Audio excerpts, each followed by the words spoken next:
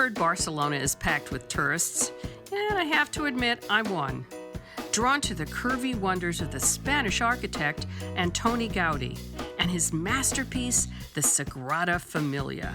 And it doesn't actually get more Barcelona than drinking gin and tonics in the shadow of the Sagrada Familia. 110 years in the making. I know, what's the rush? My guide is food journalist Matt Goulding, who shares some other Barcelona masterpieces.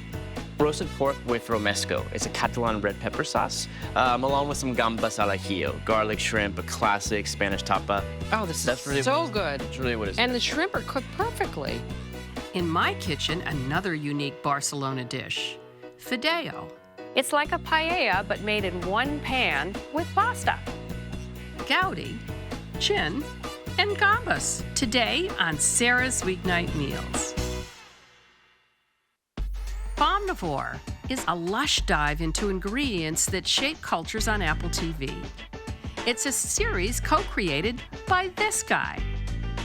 Matt Goulding is my guest, and he's sort of the Swiss Army knife of food journalists. After kicking around restaurants, he created the men's health series, Eat This, Not That. With millions of sales, guess that went pretty well. Then he launched Roads and Kingdoms, an online magazine that looks at culture through food and travel. Anthony Bourdain liked it enough to sign on for a digital TV series, followed by award-winning food books on Japan, Italy, and Spain. Matt knows something about Spain. He married a Catalan, and they are raising their children in her native Barcelona. And that's where we joined forces in the kitchen.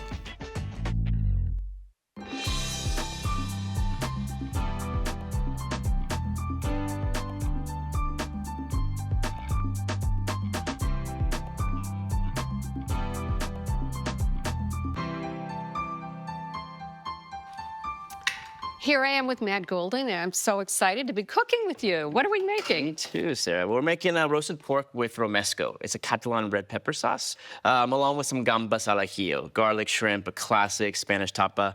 But we're gonna start with the sauce here. So this is 1 large red bell pepper, 4 Roma tomatoes, a head of garlic, all roasted at 400 degrees until the skin begins to blister. Turning 2 times? Exactly. This has probably been in there for about 25 minutes or so. Okay. On top of that, we're gonna add another pepper. This is called ñora. This is a dry, sweet pepper that we soaked in some hot water for about 20 minutes. And what we're gonna do is we're gonna peel off the hard skin on the outside and use the flesh inside. Oh. It has like a bitter kind of sweetness to the sauce. All right, all right. So while I do this, I'm gonna take these back to the sink to peel. If you wouldn't mind dicing up some bread, we're gonna toast the bread and the almonds, which form the foundation of our sauce. Okay, so I'm gonna get some oil in there. Exactly. A lot of oil? Quite a bit, you know, this is Spain. Spain, olive oil runs thick in the Spanish blood. I would say about 1/3 of a cup. And you just want these lightly toasted, right? Exactly, just a little golden color on them. Tell me about romesco. The sauce itself is super versatile. It's a real workhorse. All-purpose. It is all-purpose. I use it with asparagus, your other roasted vegetables, Brussels sprouts, and it's really especially good with grilled meats. We've got about 2 cups of cubes here. All right, got our peeled veg. Wow, garlic, look at they shrink down to that much. It does. So I think we've got about 1/4 cup of almonds. And I'm gonna come in with our beautiful roasted vegetables. We got our pepper, our tomato. All right, so sherry vinegar. 2 tablespoons. Because you have that rich sort of olive oil, almond, fatty combination, you want some of that acidity to cut through it. And sherry vinegar is the highest acid vinegar. Exactly. This is smoked paprika. And we just want a teaspoon? We didn't have those ñora peppers that we soaked before. Add an extra teaspoon. Okay. And then we're gonna season salt. It's probably in the teaspoon range. So we're gonna go ahead and transfer this guy in. Boy, can I smell that. If it comes out a little thick, we're gonna add a little bit extra olive oil at the end. Okay. If you want to do this on a weeknight and it's busy, you don't want to roast the peppers, you can take a jar of them. You could buy roasted peeled red peppers. Oh, that's great. A little shortcut there. You know, there's ways to make this even quicker than we've done today. And honestly, this sauce keeps really well. So if you make a big batch of it, you keep it in a jar in the refrigerator and it can hold there for quite some time.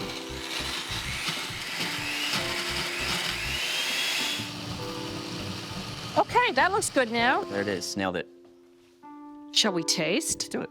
Oh, that is so beautiful, too. part. It's You know what great. they say? You're supposed to eat the rainbow. This is a good rainbow Good color. part of it. I don't know. You tell me. Oh, it's done. Let's go ahead and put this in our beautiful little mortar here. Okay. Then we're gonna move on to the pork. Okay. So what we have here is a piece of pork that we have salted a couple hours ahead of time, Sarah, just because, Oh, you're like dry brining. just dry brining it, right? We want that seasoning to go all the way through. We keep it out of the fridge so it's at room temperature. Turn this up to about a medium-high heat. You can do this on a grill. You could roast this in the oven. We're actually gonna start it in the pan, Sarah, and then we're gonna finish it in a 400-degree oven. We got a pretty good heat going here, probably 2 to 3 minutes aside. So tell me about this fancy pork. So this comes especially from the breed of pork, the Iberico pig. You may know them as the black-footed pigs that are used to make jamon here. And it's an ancient breed, really well known for being a fatty, tender cut of pork. In particular, this is kind of like the upper class of that Iberico pork because it's fed on acorns. Ooh. And that gives them an incredible marbling, really beautiful fat, a sweetness to that fat. It's also part healthy fats. The Spaniards love to talk about the healthiness of this incredibly fatty piece of pork. That is beautiful. And you can see, I mean, it browns up really nicely because there's so much fat in there. And what part of the animal does this cut So this come is a from? breast. This is like the breast, shoulder, kind of coming from this area right here. Okay, so In the case of being in the States, like you Shoulder? could use a shoulder. I would, if I was doing it in the pan, either a shoulder chop, a regular classic bone-on pork chop, or even a tenderloin. All right, so I'm gonna go ahead and Okay. transfer this, guys. Do you mind opening the oven for me? yeah, not at all. We got this at 400 degrees here. I'm guessing with the size of that, it's gonna be 10 to 15 minutes more. While the pork does its thing, let's do our thing. We got a bottle of cava, but truly what you would do normally, I think culturally speaking, you have it before a meal, you have it when you're sitting down. If you're going for an afternoon drink here in Spain, you're getting sweet vermouth, a really cold beer, or possibly a glass of cava if you're in Catalonia. But we're also gonna use this afterwards for our second recipe. We're using it in a recipe. We're using it, well, just to give us an excuse to have it on the table right now. Oh, I like the way you think. Okay, so we'll keep that Beautiful. sort of handy for future reference. You know, I don't- salud, Sarah. Salud. Un placer. Yes, All right. very nice. It's been sizzling away in the oven, probably about 10 minutes now. Okay. Look, I mean, this is an incredible piece of pork, so we don't want to overcook it. No, You know, I think we'd we rather- can, I don't know how you are. You a medium rare Yes, I am. kind of gal? All right. Also, that's why we have a meat thermometer, Yeah, so we can just Give it know a- exactly what we're getting into. yeah, that looks Right. good. 135, I think, is, you know, what we're looking for here. Carryover cooking. Exactly. We're gonna let this thing rest because there's a lot of fat in here. Yeah. I think erring on the side of caution in terms of letting it rest for 10 minutes. Right. Because if you slice that thing open right now, you're gonna lose that river of sort of pork Yummy juices. stuff. So in the meantime, we're gonna go ahead and do gambas al ajillo. Gambas are shrimp. Al ajillo means garlic based. So we've got some nice medium-sized shrimp that have been peeled and deveined. In the meantime, would you mind going and slicing some garlic from Yes, slice it really thin. Exactly. Nice thin slices of that. I'm gonna go ahead and start this pan in here. We're gonna do a generous amount of oil because that is the basis of this sauce, right? What we're gonna wanna do is basically start that garlic while the oil is still cool. And we're gonna kind of bring that full flavor and infuse it into the oil. You want So it if in you wanna now? go ahead Yep. and work Yep, it yep, in there. This is called a guindilla. Ooh, It's a little dried pepper. It's a little can I bit. see one? Yeah, of course. In my hand? Of course. This is like a little cayenne pepper. Oh, So it packs a punch, right? I should say so. Okay, what we're gonna do is we're gonna put one and your one in there as well. Okay. It's just gonna infuse the oil. I think we're ready to slice here. Do you wanna go Okay. ahead and do the honors? Yeah. Okay, look at all the juice that's already come out of it. Wow. Oh, looking good. Nice. Still very juicy. I'm gonna go ahead and just kind of spoon it right in the middle, and then we're gonna fan the pork out over the top of it. Do you want me to just? Yeah, why don't you go ahead and just layer those over the top of our beautiful romesco. We got some asparagus on the side, just olive oil, salt and pepper, a little bit of lemon. Oh, this is so pretty. All these colors. All right, now we go back to the shrimp. Okay, so here we go. Okay. Okay? Don't overdo the, yeah. That's right. So first I'm gonna season it pretty aggressively. And would you mind, in the meantime, grabbing that bottle of cava as well? Look, a classic way to do this would be with brandy or even sherry. Probably gonna do about a quarter cup. We're gonna do a good splash of it. Okay, just Go right ahead now. and give me that splash. Oh, All nice. right. Oh, and bubbles. Oh, it smells so good. So, and that sauce is really what we're here for. So I'm gonna cut the heat because it's done. So, I'm gonna go ahead and divide the shrimp in these beautiful little serving bowls. And then we're gonna want some crusty bread Oh, yes. on the table. Oh, yes. Sop up all of this beautiful sauce. I'm gonna hit me with some parsley, and Yes. we're gonna go to the table. Oh, boy. Much excite. Yeah. Hit me with that green, and we're ready to roll. Beautiful. Cool. All right, let's go. I'll bring the shrimp, you I'll bring the this. pork. And we'll come back for the... For the cava. Awesome.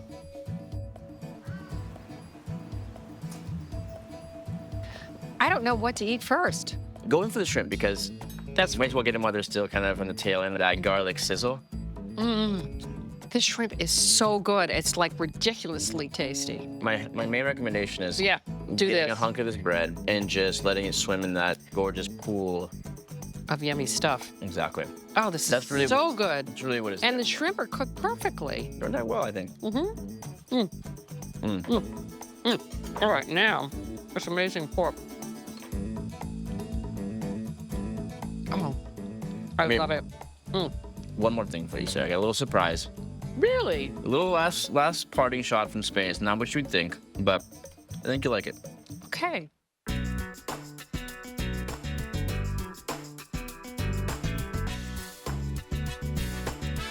People find this shocking, but the national cocktail of Spain is actually a gin and tonic. Or No. We call it gin and tonic. No. And it's had after dinner, typically. Well, I'm put two in there to start. Okay. Like a digestivo. So you've had a big meal like we've had, and you want to just kind of relax and spend some time at the table or whatever with your friends. This is what you do. Well, okay then. So I'm gonna have you go ahead and peel off some big strips of lemon. Okay. Here in Spain, they don't want to have the whole fruit in there. They just want to have the aroma. Key here is a big wine glass. Get some big chunky pieces of ice into there. Yep. And then, they love to kind of spritz the essence of that lemon. We're gonna wrap That lemon oil from the it. skin. flavor right Do there. we need more than, and have I got enough? Give me a couple more if you Okay, I will. And in this case, you go into your average bar in Spain, and you can find 15 or 20 different gins. Really? Maybe you'll find 2 or 3 different kinds of tonic. And the idea is you kind of play around the different flavor combinations. Okay, there we go. Oh, that's my Beautiful. best one yet. Woo, woo. All right, so we got the essence of lemon in here. You'll find everything from cucumbers to rosemary to pink peppercorns to star anise. In this case, the gin that we're using is made here in Barcelona. It's a very kind of fragrant Mediterranean classic flavor. So it's got like rosemary and thyme and black olive. What? It's kind of the opposite of like your London dry gin. Yeah. Then I'll go ahead and top it off with that tonic. And then if you'll do me a favor, sir, pull off a couple of nice, beautiful leaves. Single leaves? Single leaves of basil. Big ones, little ones? The big one to start, and then maybe we can garnish with a little one. Okay. I'm intrigued. You can muddle if you want to do that, but in this case, honestly, I think you're just kind of floating it on top. You want to kind of bruise it a bit so we can get Okay. some of the aromas of it. And then just And drop then it go ahead in? and drop it in. Oh, I love it basil. right Basil's my favorite herb. Is it really? Yep, absolutely, hands down. Look, I'll do the next. one more on this other side here. Okay, got it. But what's cool about this is you can do it at home. You kind of make your own little DIY gin and tonic setup. And so this is our little I garni. think the only way to do it is on a terrace with the Sagrada Familia looming over your shoulder. Yes, I should say so. That's it. Yes, okay. So sweet. Shall we go?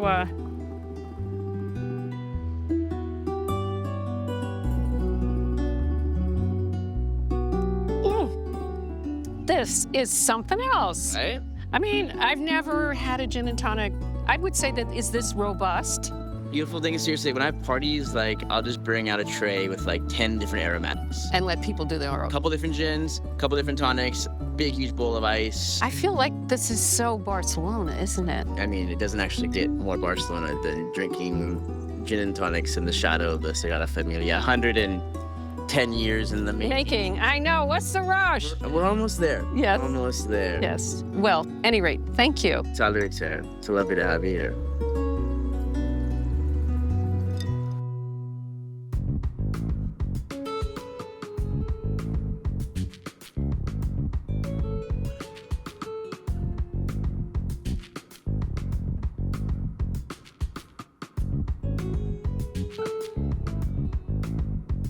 This dish I'm about to make is for Sunday because it's a little more complicated. There's many different parts. It's called fideos. It's named after the noodles that are the star of the show.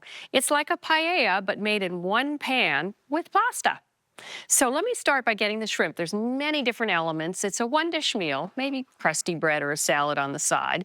But I want to flavor my shrimp, which are going to go in later. So there's my shrimp, and I'm going to chop up some garlic.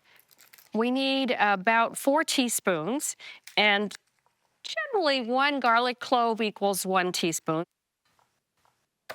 If you can't find these thin noodles, you can certainly use spaghettini, thin spaghetti.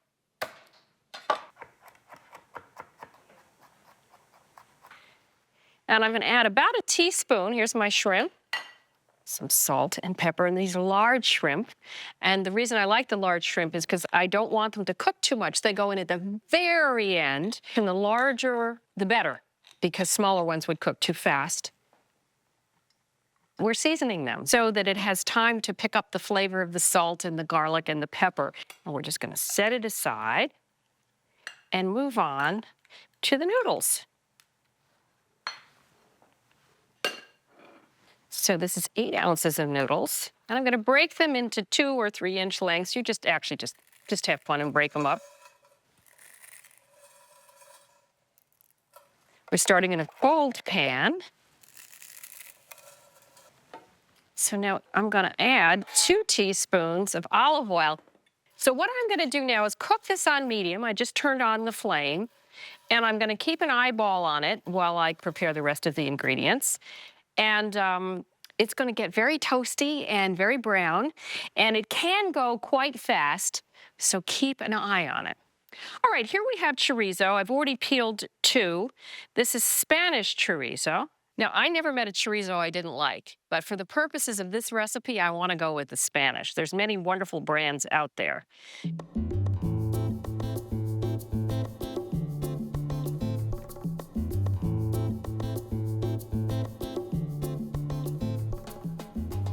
Boy, I'm smelling that smelling toasty spaghetti. Yeah, there we go. You can see it on the bottom. This is not something you walk away. Don't answer the phone. If you can see some parts are getting a little dark, just get them out. Oh, I wish you could smell this. Who knew that toasted dry pasta would smell so good? It does. It smells like toasted bread. Yeah, just about there. I've got a little bit of oil left, but we're going to add a little more. Fat is a conductor of flavor. Don't leave it out of the recipe. 2 tablespoons. That's exactly 2 tablespoons. So I'm going to put the chorizo in, but I only want to cook it for about 2 or 3 minutes. Oh, wow. I'm smelling the paprika. Fantastic. And the onion gets finely chopped. And we're going to brown it. When you brown an onion slowly, it also adds depth of flavor. Okay. 1 onion, about a cup. 1 medium onion equals about 1 cup chopped. All right, these are looking good. You don't want too much color on there. So we're going to add this to our fideos. And then our onions are going in. Oh, this smells so good. I wish you could smell it. Notice it's not smoking because I made sure the temperature was right. In go the onions. These will take about 8 to 10 minutes to get nice and golden. And then we're going to add the rest of our garlic.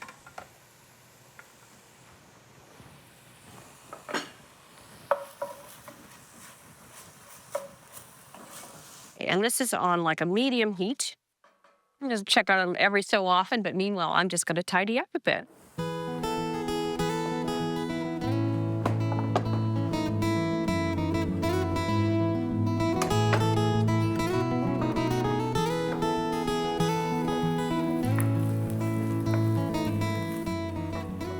Those are lovely and brown. So now I'm gonna add my garlic. This is 3 teaspoons. They're only need 3 teaspoons. And this only takes about a minute. We don't wanna get the garlic brown. If it gets brown, it gets bitter. So I've got some marinara sauce here. And if you wanna make your own, I have a wonderful recipe that we're gonna put on the website. Only takes 20 minutes, or you can just buy your favorite. In goes our marinara.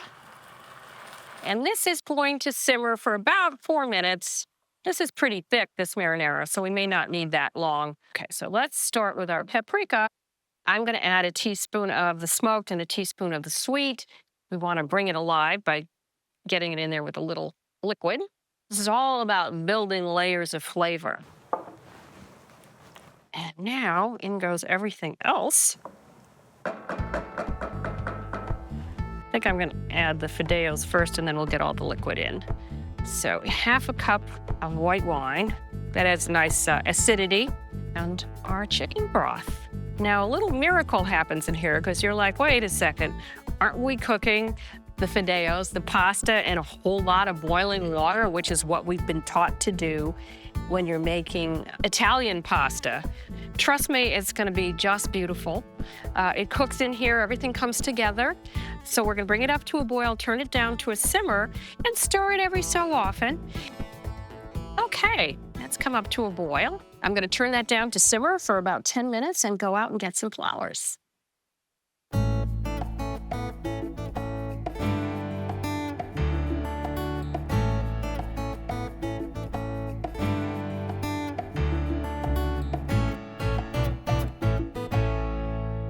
Okay, so I'm setting that to broil, which is how we finish the dish. And oh, that looks perfect. You see, it's reduced. I've given it a stir every so often. And you can see how tender the noodles are. So in goes some peas, about 2 cups. And these were frozen defrosted peas. So essentially, frozen peas are really blanched and cooked. They're good to go. You could eat them raw even. And let me just stir those down. And then the shrimp gets tucked in on the top. And how it gets cooked is just by the heat of the broiler. And it's so pretty when you take it out.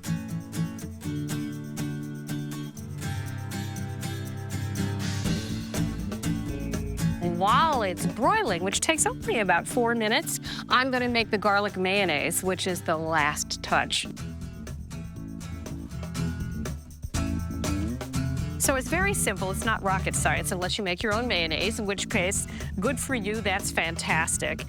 We need about 3/4 cup of mayonnaise. I'm just gonna eyeball it. And this is just regular store-bought. You know, we all have our favorite brands. And then we're gonna put some garlic, finely minced, about 1 teaspoon to 1.5 teaspoons. I like garlic, so I'm gonna put a lot in. And then some lemon. And that is my very complicated garlic mayonnaise. Here we go. I'm gonna put this in a little bowl, and this is gonna be on the table out there, and we're gonna dollop it on top of our fideos. I have a buddy coming. Her name is Margaret, and she just got back from Spain. How perfect. So she's gonna show me her photos, and I'm gonna feed her Spanish food.